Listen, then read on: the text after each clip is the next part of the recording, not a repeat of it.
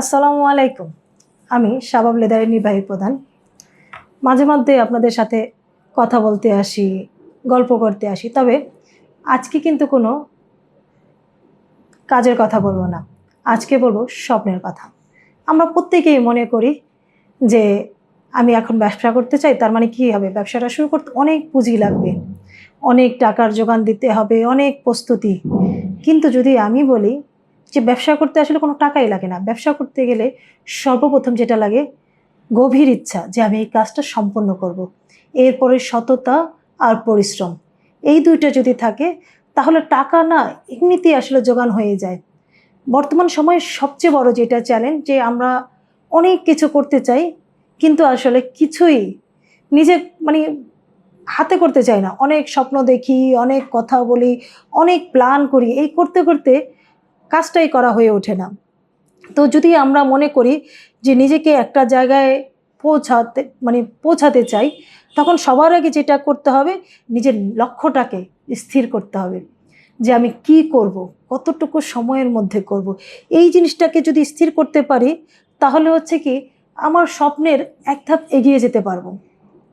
তো আমরা একটা জিনিস দেখি যে এই কোম্পানি এইটা করছে, ওই কোম্পানি এটা করছে, তাদের সাথে কম্পিটিশন করি। তো যারা নতুন উদ্যোক্তা হতে চায় কিংবা অলরেডি কিছু উদ্যোগ নিয়েছে তাদের বলবো কি কম্পিটিশনটা না আসলে অন্যের সাথে না, নিজের সাথে করতে হয়।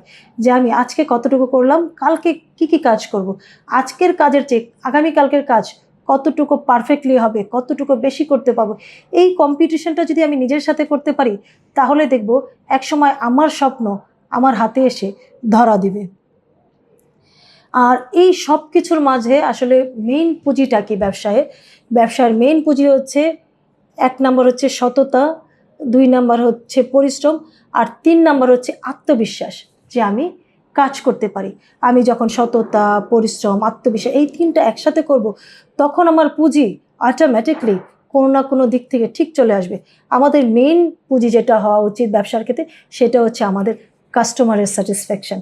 আমি শাবাব লেদারের নির্বাহী প্রধান হিসেবেও বলতে পারি যে আমি নিজেও কিন্তু অনেক চ্যালেঞ্জ ফেস করেছি।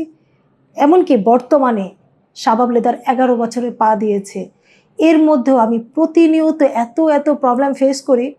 আর এই প্রত্যেকটা প্রবলেম আমাকে মনে হয় আগামীর দিনটাকে আরও কীভাবে স্ট্রংলি এগিয়ে যেতে পারবো, আরও কীভাবে স্ট্রংলি ডিসিশন নিতে পারবো সেইভাবে আমাকে প্রিপেয়ার করে নেয়।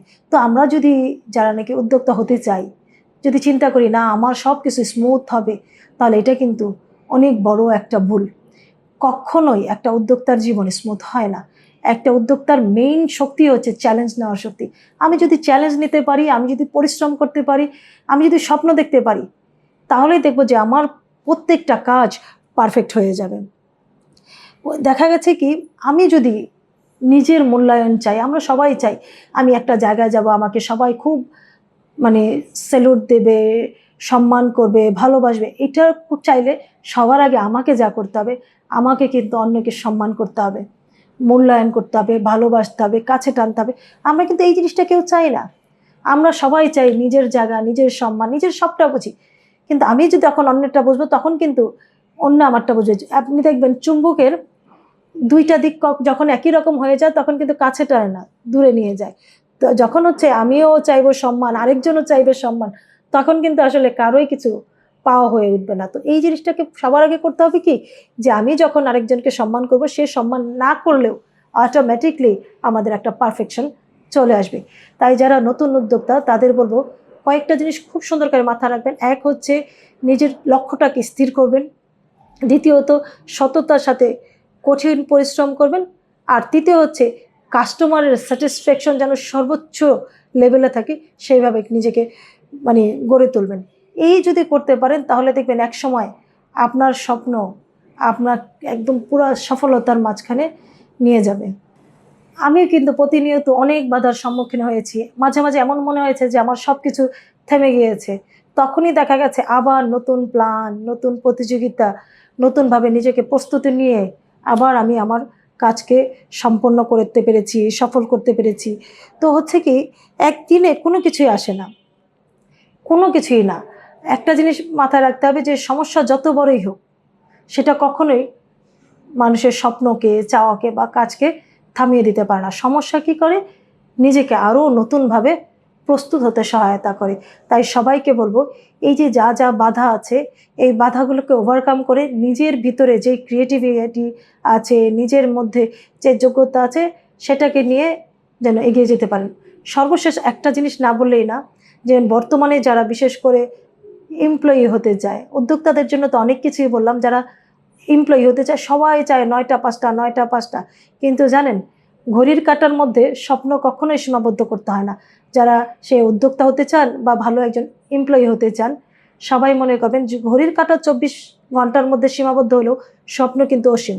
তাই এই অসীম স্বপ্নকে যখনই আপনি সময়ের সাথে বা সময়ের ব্যারিকেডে আটকে দিবেন, তখন আপনার সফলতা, আপনার ভবিষ্যৎ, আপনার স্বপ্ন সব কিছুই একটা ব্যারিকেডের মধ্যে আটকে যাবে। তাই সবাই স্বপ্ন জীবন দেখবেন অসীম, সেই সময়টাকেও কাজের সাথে, যে আমার যতক্ষণ কাজ ততক্ষণই আমার সময় লাগবে, কিন্তু এতক্ষণ সময়ের মধ্যে এই কাজটা শেষ করতে হবে, এইটাকে কখনোই সীমাবদ্ধ করে দিবেন না।